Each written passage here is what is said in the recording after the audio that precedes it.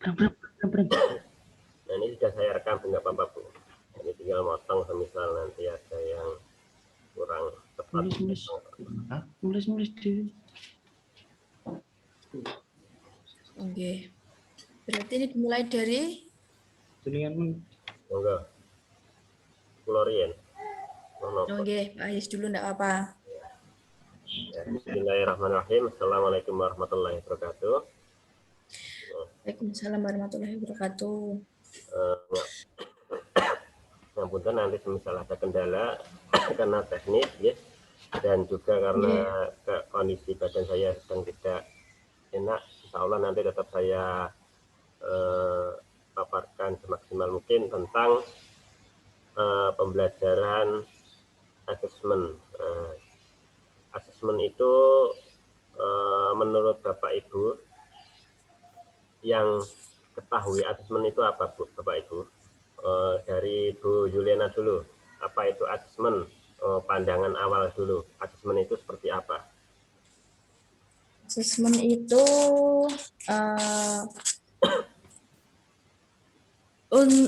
untuk mengetahui ketercapaian tujuan dari pembelajaran kita, Pak. Terus dari Pak Wicaksono, Pak Muji, tentang kurang kenal. Itu asesmen semacam program untuk mengetahui perkembangan seberapa jauh ketercapaian kita tentang pembuatan kurikulum ini, Pak. Gitu. Kalau untuk di penerapannya di sekolah masing-masing itu asesmennya seperti apa? Ya saat terjadi pandemi seperti ini, apakah dalam kegiatan daring asesmen itu terlaksana dengan maksimal atau seperti apa Pak pengalaman jenengan di sekolah? Ya mungkin untuk di sekolah saya belum bisa tercapai dengan baik Pak, karena masih terkendala alat komunikasi, sinyal, dan masih anak-anak kan seumur segitu kan Pak, wawasan tentang teknologi untuk kanannya masih kalah dengan untuk bermain game. Oh iya betul sekali Bapak. Nah, berarti untuk asesmen sendiri selama pandemi ini tidak bisa maksimal gitu, karena yaitu nanti penilaian yang seharusnya dilakukan oleh anak tidak bisa maksimal karena mungkin ada bantuan dari orang tua atau sebagainya. Untuk di Bu Yuliana Pak Ibu di sekolah jenengan untuk asesmen selama daring itu selama daring ini asesmennya ya sama Pak, memang sangat terkendala sekali karena di sini sistemnya itu sudah ketika guru memberikan tugas, murid nanti esok harinya akan kembali ke sekolahan untuk mengumpulkan tugas seperti itu. Itu untuk anak yang memang bisa tertib dan orang tua pun bisa menyadari Pak lah. Ada orang tua yang memang dari pagi sudah bekerja, pulang malam, larut malam, kadang sudah sampai rumah anak sudah tidur, jadi tugas pun tidak terkerjakan dengan baik dan anak pun juga tidak mengumpulkan. Nah di situ asesmennya tidak bisa dibuat. Dari Pak Tarjo masuk, Pak Tarjo monitor, Pak Tarjo lebih istirahat napa pripun Pak Tarjo? Mungkin Pak Tarjo lagi istirahat ya. Selama ini yang kita sharing saja bahwasannya untuk asesmen sendiri kalau dilakukan secara daring kebanyakan nilai anak-anak itu penilaian yang kognitif itu lebih baik daripada saat di sekolah. Itu dari kenyataannya. Nah, di sini saya akan memaparkan apa itu asesmen. Asesmen itu pun nanti ada beberapa penilaian. Ya, kita bisa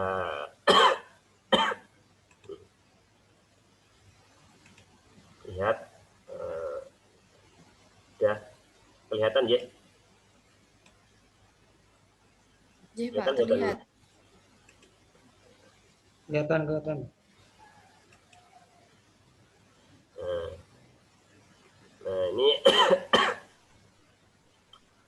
asesmen ya. Apa itu tujuan asesmen diagnosis? Nah, ini asesmen diagnosis. Ngapunten Bapak Ibu, karena kondisi. Nah, ini ada beberapa asesmen tujuan secara umum ya. Secara umum asesmen diagnosis ini bertujuan untuk mendiagnosis kemampuan awal atau mengetahui kondisi anak. Ya Allah. Nah, ngapunten. Ambil minum dulu aja, Pak. Ya, bentar.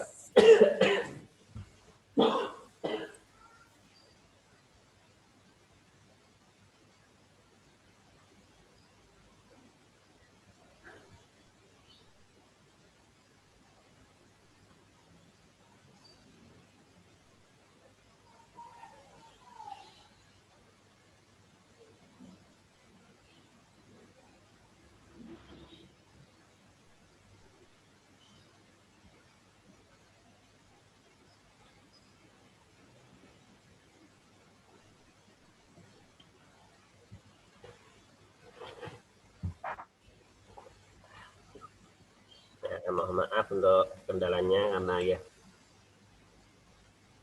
Kita lanjut. Nah,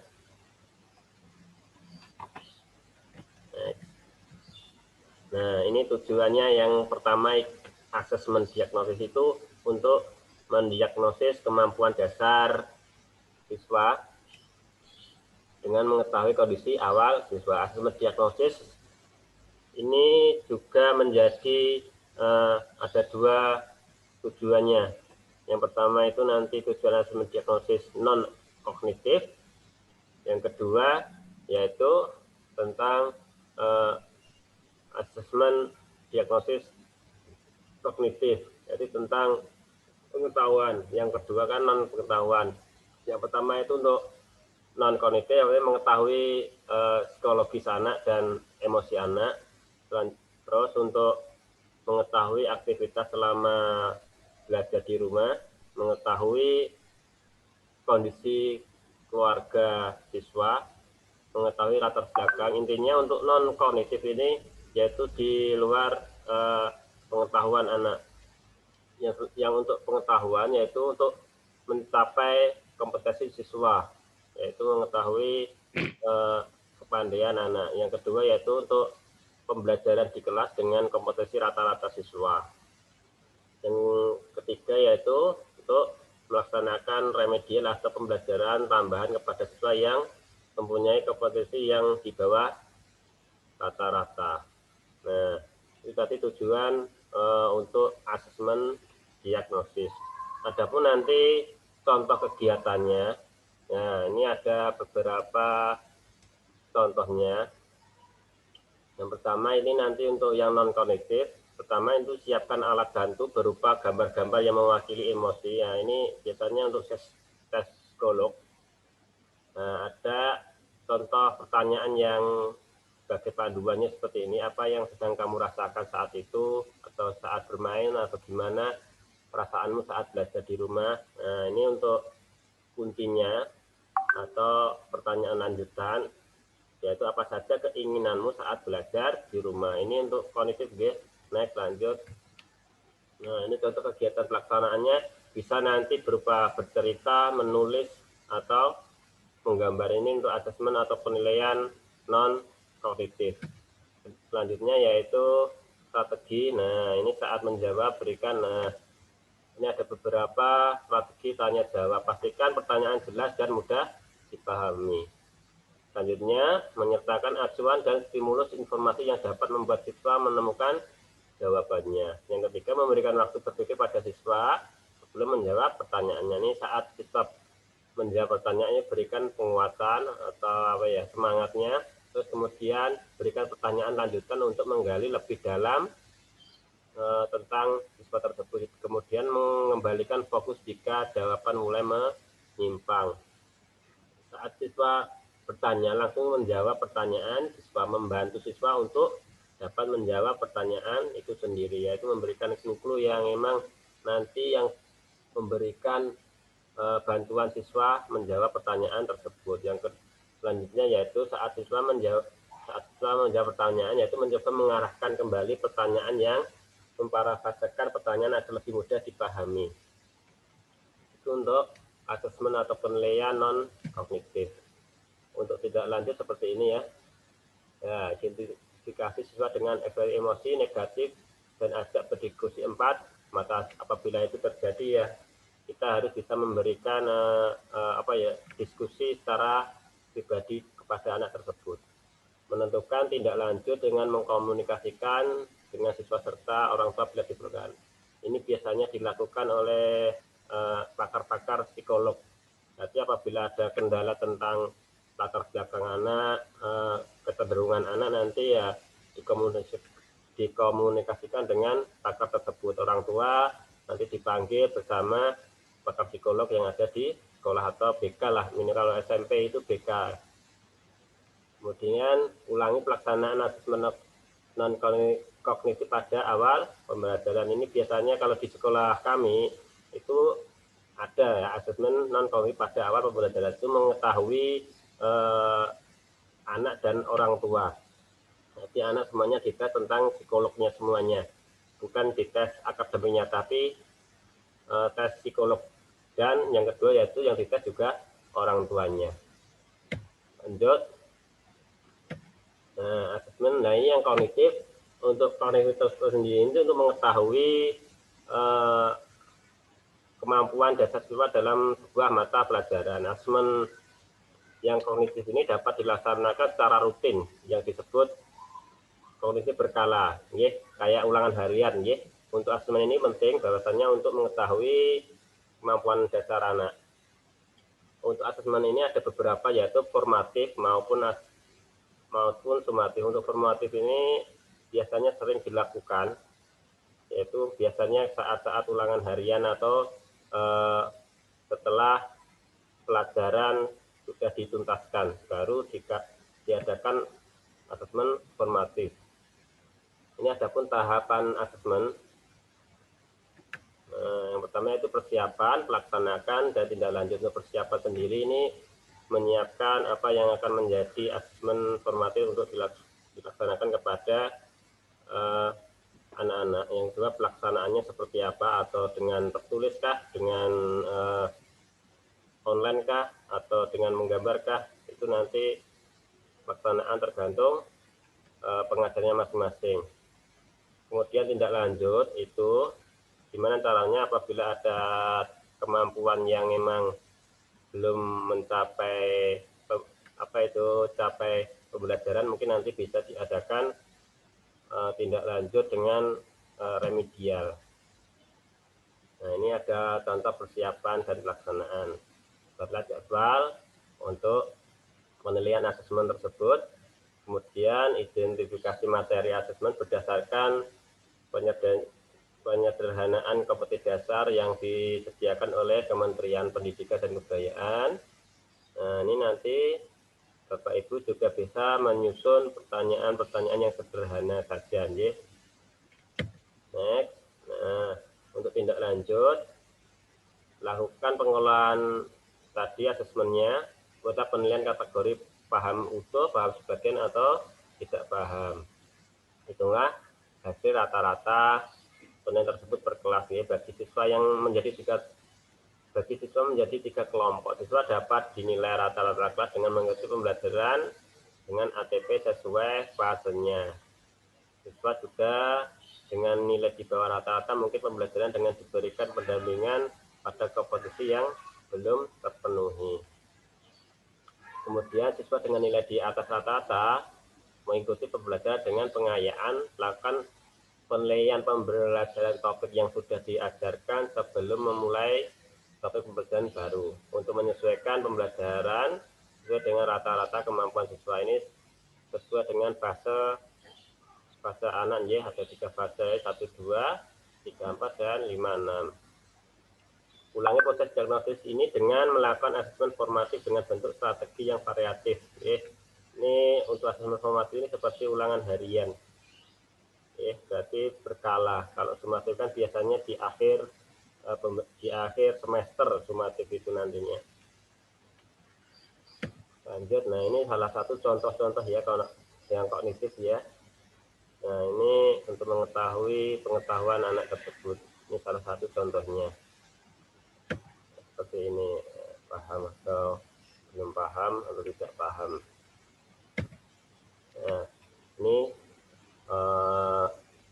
salah satu penilaian atau asesmen diagnostik yang terdiri dari kognitif dan non kognitif. Mungkin nanti ada yang bisa ditanyakan Bapak Ibu, atau nanti saya lanjut ada beberapa lagi tentang asesmen formatif dan sumatif.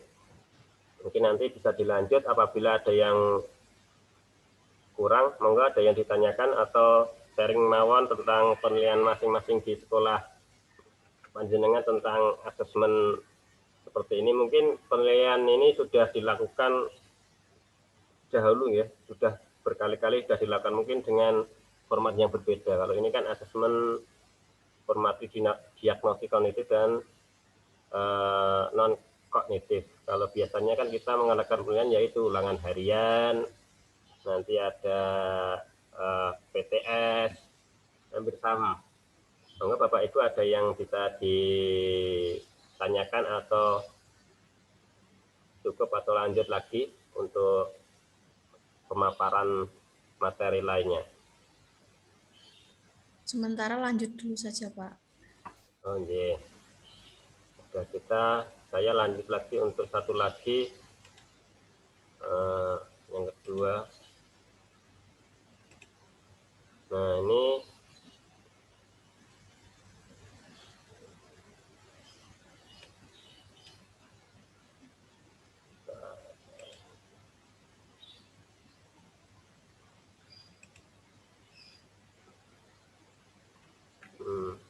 ini asesmen formatif dan sumatif. Di sini ada konsep asesmen formatif dan sumatif, bentuk asesmennya dan umpan balik.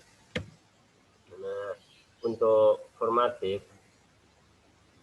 itu asesmen untuk perbaikan proses pembelajaran. Ini ada beberapa, ada 3 tahapan ya.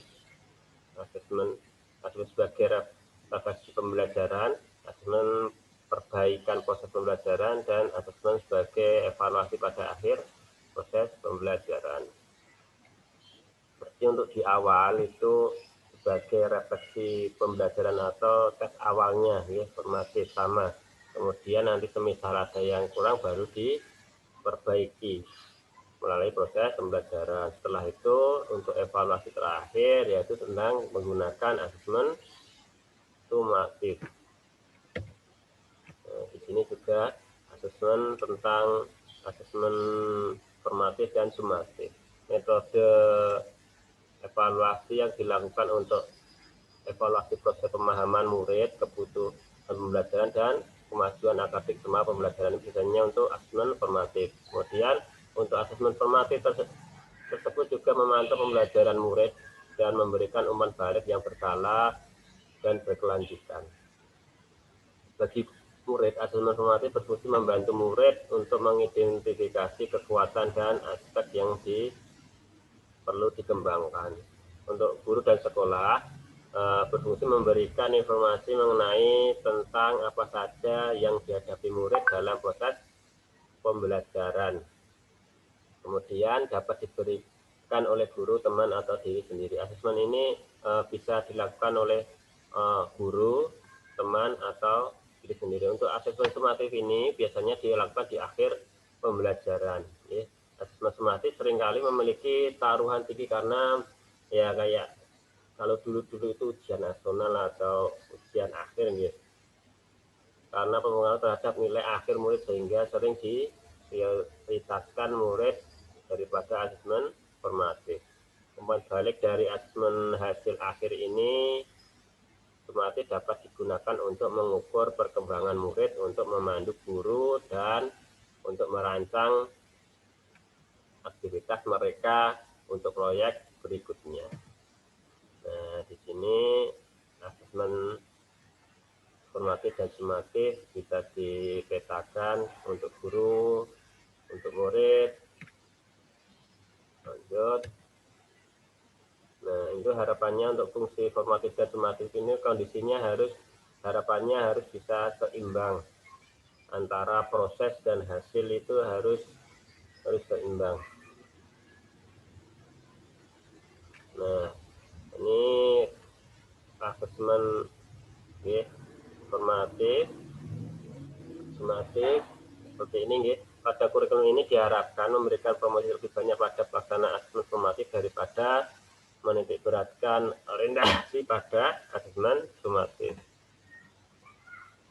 Nah, ini jumlah asesmen formatif sebaiknya lebih banyak daripada jumlah asesmen sumatif. Jadi harus proses itu lebih diutamakan nantinya. Meskipun juga hasilnya juga sangat penting, tapi untuk proses itu lebih penting. Mengubah paradigma belajar yang menitik beratkan pada nilai menjadi belajar yang menitik beratkan pada proses. Ini ada lagi. Nah, ini ada bentuk-bentuk tes tidak tertulis ya. Ini ada diskusi kelas, produk, drama, presentasi, lisan. Kalau untuk olahraga sendiri kan biasanya produk, tesnya produk ya. Sama demonstrasi, mempraktekkan presentasi. Nah, ya ada refleksi, esai. Tapi untuk olahraga, untuk esai atau poster tertulis itu biasanya di belakang, jarang kalau PJOK mengadakan asesmen tertulis itu harian, jarang. Cuma yang sering itu yaitu UTS atau akhir semester.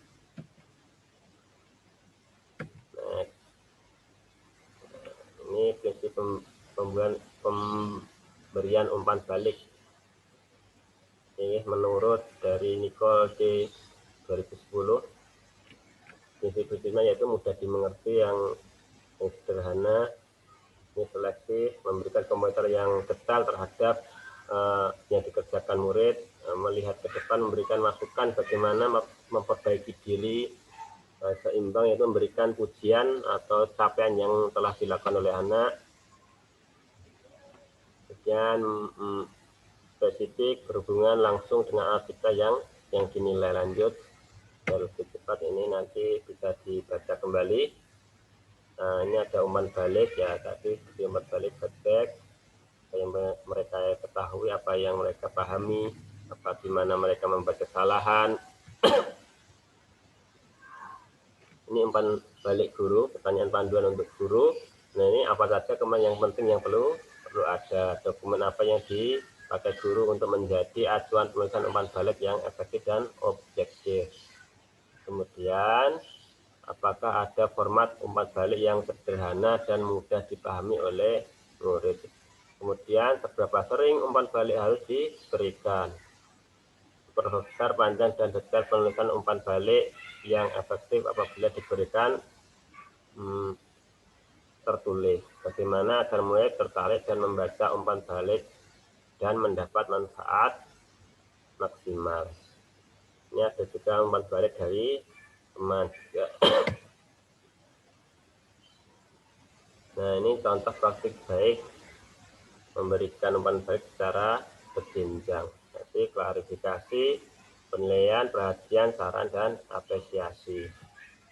Nah, mungkin ini tadi beberapa tentang penilaian formatif dan sumatif.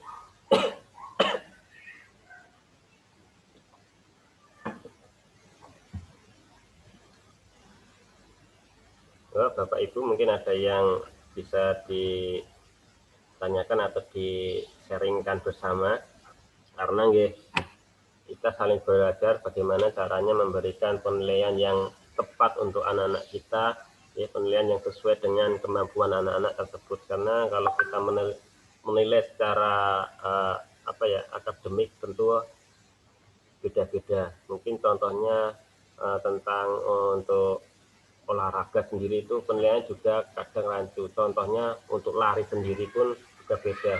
Anak yang mempunyai berat badan lebih itu tidak mungkin akan menembus waktu yang cepat. Sampai kapanpun itu sulit, kecuali badannya dikuruskan dulu ya. Seperti itu. karena untuk anak-anak penilaiannya itu memang beda-beda, nggak harus semisal lari 100 meter dengan waktu segitu cepatnya, tiap anak pasti beda-beda dengan keadaan anak yang beda-beda. Apalagi di SD itu proses pertumbuhan ada yang gemuk, ada yang kecil, ada yang kakinya panjang, ada yang ideal, seperti itu ya.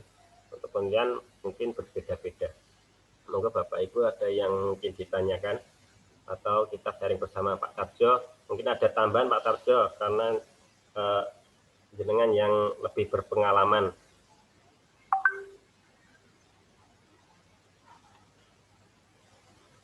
Mungkin cukup nggih Bu nggih, atau lanjut jenengan langsung Bu Juliana, dilanjut mawon. Ya sudah atau masih Pak?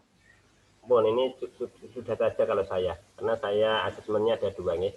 Mungkin saya tutup dulu, cukup sekian dari penjelasan dari saya. Mungkin nanti kalau kurang paham nanti kita bisa membaca atau belajar bersama di modul yang sudah ada. Cukup sekian dari saya. Assalamualaikum warahmatullahi wabarakatuh.